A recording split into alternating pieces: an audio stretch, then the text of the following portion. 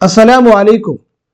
आज के इस इंपॉर्टेंट क्लास में UP board class 10th Urdu के निसाब में शामिल मजमून चारपाई को हम लोग कंप्लीट रीड करने वाले हैं। साथ ही साथ में मजमून निगार रशीद अहमद सिद्दीकी के बारे में हम लोग बात करेंगे। आप में से जो लोग हमारे चैनल पे फर्स्ट टाइम विजिट कर रहे हैं, चैनल को जरूर सब्सक्राइब कीजिएगा। साथ ही साथ में इस क्लास को खूब शेयर कीजिए ताकि दूसरे लोग भी इस क्लास से मुस्तफीद हो सके। तो सबसे पहले हम लोग बात करेंगे रशीद अहमद सिद्दीकी के बारे में।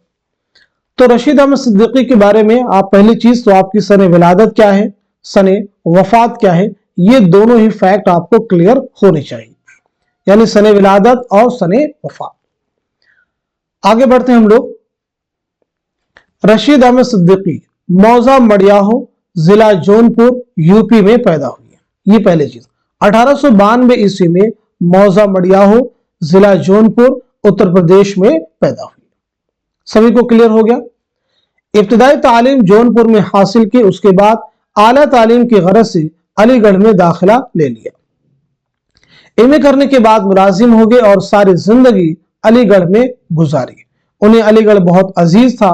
जब अलीगढ़ को यूनिवर्सिटी का दर्जा मिला और शोबे उर्दू का बाकायदा क़याम अमल में आया तो रशीद साहब उसके सदर बनाए गए। यानी अलीगढ़ मुस्लिम यूनिवर्सिटी में शोबे उर्दू के पहले सदर कौन थे? तो जवाब हो जाएगा रशीद अहमद सिद्दीकी। रशीद साहब को तालिब इल्मी के जमाने ही से लिखने का शौक था। अलीगढ़ मैगजीन में उनके मज़ाहिया मज़ामीन शाये होते थे और बहुत पसंद किए जाते थे। इनके मज़ामीन बावक़ार ज़राफ़त के आला नमूने हैं। इनकी नस्र में तंज का भरपूर वार होता है। उमूमन रमज़ व इशारे से काम लेते हैं। मिलते जुलते लफ्जों और मुतज़ाद लफ्जों को खूब खपाते हैं। मुतज़ाद का मतलब यानी अपोजिट वर्ड्स, यानी ऐसे अल्फाज जो एक दूसरे की जिद हो, यानी जैसे अच्छा और बुरा। यही वजह कि उनकी इबारत अक्सर आम फहम नहीं होती, यानी ऐसा नहीं होता जिसे सब लोग समझ सके। फहम का मतलब क्या होता है? समझ, और उसको तवज्जो से पढ़ना पड़ता है। इनके मौज़ूआत में तनव्वुअ है। मुआशरती, सियासी और अदबी मसाइल पर जब वो अपने खास अंदाज में कलम उठाते हैं तो उनके तर्ज तहरीर को समझने वाला कारी नुक्ता रसी की दाद दिए बगैर नहीं रहता। इनके यहाँ दिलचस्प फ़िक्रों, नादिर तशबीहों, मानाखेज इशारों, बरजस्ता लतीफ़ों और पुर लुत्फ अंदाज़े बयां की वजह से अदबी शान पाई जाती है। रशीद अहमद सिद्दीकी की अदबी खिदमात के इतराफ़ में हुकूमत हिंद ने 1963 में इन्हें पद्मश्री का एजाज अता फरमाया। इनके साहित्य अकादमी के अवार्ड से भी सरफराज किया गया। 1977 में अलीगढ़ में रहलत फरमाई। मज़ामीन रशीद मज़ाहिया मज़ामीन का मजमुआ है। खंदा नशरी तकरीरों का मजमुआ है। गंज हाय ग्रामाया और हम नफसानी रफ्ता खाकों के मजमुए हैं। जदीद गजल उर्दू गजल की पुरजोर और मुदल्लल वकालत। आशुफ्ता बयानी खुद नविश्त सवाने हयात रशीद साहब की अहम तसनीफात हैं। एक एक किताब यहाँ पे अहम है। खंदा आपको याद रखना है, ऐसे ही गंज हाय ग्रामाया, ये तमाम हम नफसाने रफ्ता, जदीद गजल, आशुफ्ता बयानी मेरी बहुत अहम है। आशुफ्ता बयानी मेरी में यहाँ पे देखिए आया खुद नविश्त। तो आइए हम लोग समझ लेते हैं खुद नविश्त का मतलब क्या होता है। तो खुद नविश्त का मतलब होता है ऑटोबायोग्राफी, जिसे इंग्लिश में कहते हैं ऑटोबायोग्राफी। ऑटोबायोग्राफी, ऑटो का मतलब क्या होता है? सेल्फ। बायो की मीन्स क्या होती है? लाइफ।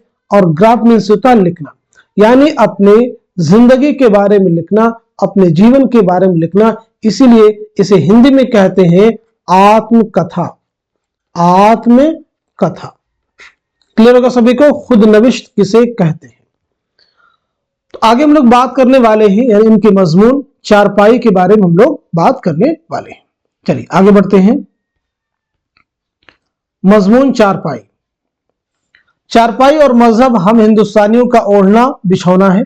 हम इसी पर पैदा होते हैं और यहीं से मदरसे, ऑफिस, जेल खाने, कौंसिल या आखिरत का रास्ता लेते हैं। चारपाई हमारी घुट्टी में पड़ी हुई है। हम इस पर दवा खाते हैं, दुआ और भीख भी मांगते हैं। कभी फिक्रे सुखन करते हैं और कभी फिक्रे कौम। अक्सर फाका करने से भी बाज नहीं आते। हमको चारपाई पर उतना ही एतमाद यानी भरोसा है जितना कि बरतानिया को ICS पर, शायर को काफिये पर या तालिब इल्म को गुल गपाड़े पर। चारपाई की मिसाल रियासत के मुलाजिम से दे सकते हैं। ये हर काम के लिए नामौजू होता है, इसलिए हर काम पर लगा दिया जाता है। एक रियासत में कोई साहब विलायत पास होकर आए, रियासत में कोई आसामी ना थी जो उनको दी जा सकती। आदमी सूझबूझ के थे, राजा साहब के कानों तक ये बात पहुंचा दी कि कोई जगह ना मिली तो वह लाट साहब से तय करके आए हैं, राजा साहब ही की जगह पर इत्तेफाक करेंगे। रियासत में हलचल मच गई। इत्तेफाक से रियासत के सिविल सर्जन रुखसत पर गए हुए थे। ये उनकी जगह पर तैनात कर दिए गए। कुछ दिनों बाद सिविल सर्जन साहब वापस आए तो इंजीनियर साहब पर फालिज गिरा, उनकी जगह उनको दे दी गई।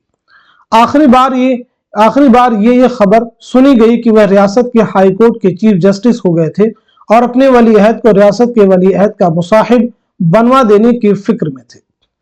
यही हालत चारपाई की है। फर्क सिर्फ ये कि उन मुलाजिम साहब से कहीं ज्यादा कारआमद होती है। कारआमद का मतलब यानी काम आने वाली।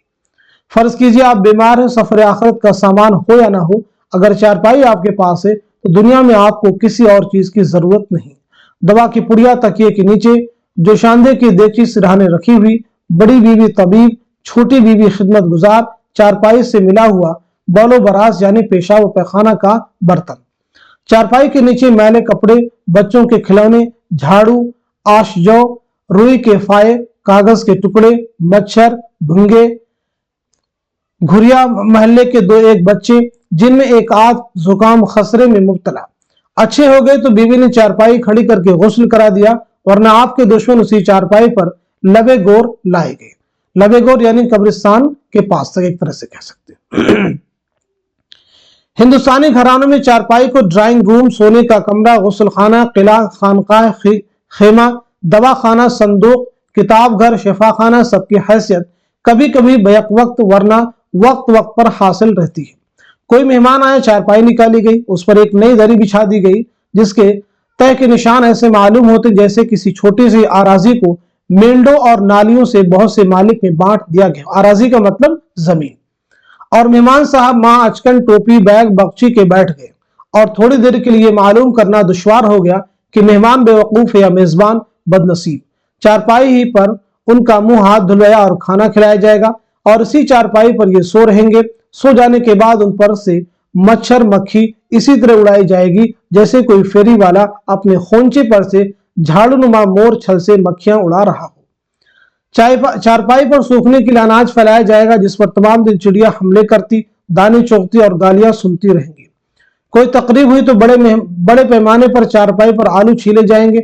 मुलाजिमत पेंशन के करीब होते हैं तो जो कुछ रुखसत जमा होती रहती है उसको लेकर मुलाजिमत से सुबकदोश हो जाते हैं, यानी मुलाजिमत से हट जाती है। इस तरह चारपाई पेंशन के करीब पहुंचती है तो उसको किसी काल कोठरी में दाखिल कर देते हैं और उस पर साल भर का प्याज का जखीरा जमा कर दिया जाता है।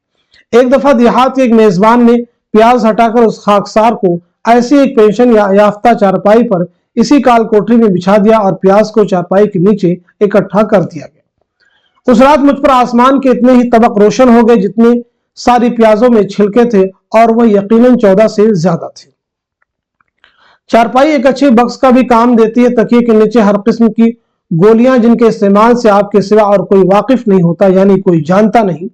एक आध रुपया, चंद धेले पैसे, स्टेशनरी, किताबें, रिसाले, जाड़े के कपड़े, थोड़ा बहुत नाश्ता, नक्शे सुलेमानी, फहरिस्त दवाखाना, सम्मन, जाली दस्तावेज के कुछ मुसव्वदे, ये सब चारपाई में आबाद मिलेंगे।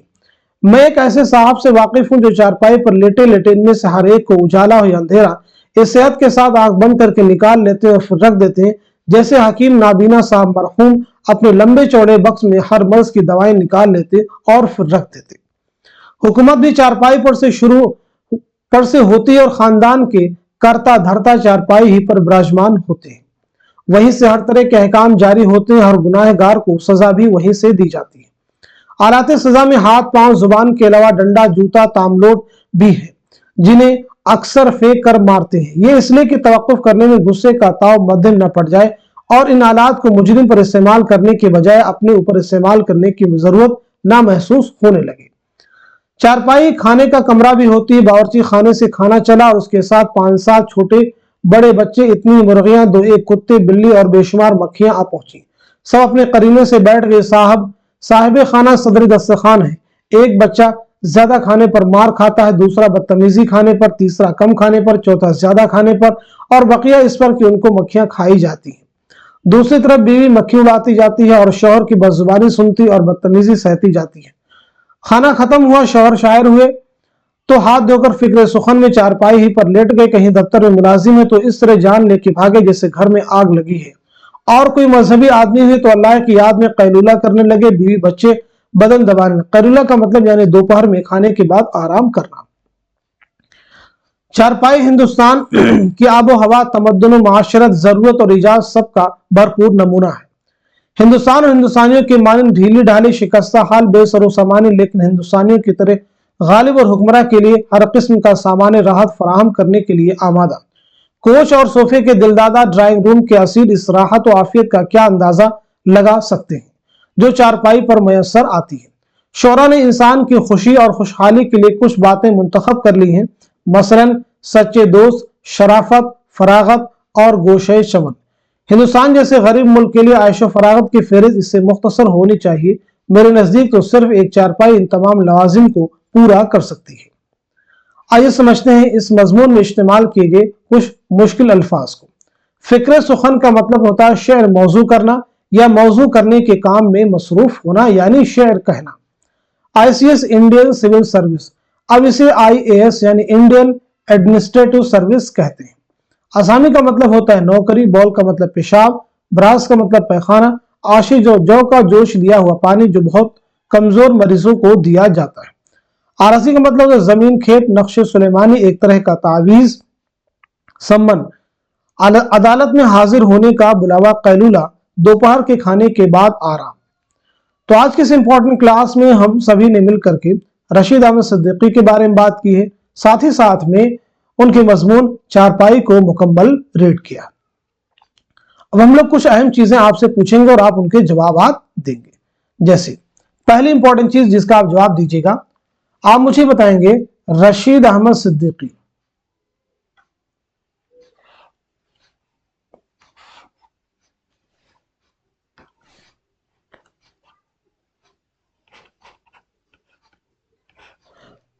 रशीद अहमद सिद्दीकी की सने विलादत क्या है, सने वफात क्या है। पहली इंपॉर्टेंट चीज ये बतानी है। दूसरी अहम चीज आप मुझे ये बताएंगे रशीद अहमद सिद्दीकी कहां पैदा हुई और कहां आपका इंतकाल हुआ। तीसरी अहम चीज, कमेंट में सब लोग जवाब मेंशन करेंगे, आराम से सुनेंगे और जवाब देते रहिए। तीसरी अहम चीज, रशीद अहमद सिद्दीकी की खुद नविश्त का नाम क्या है।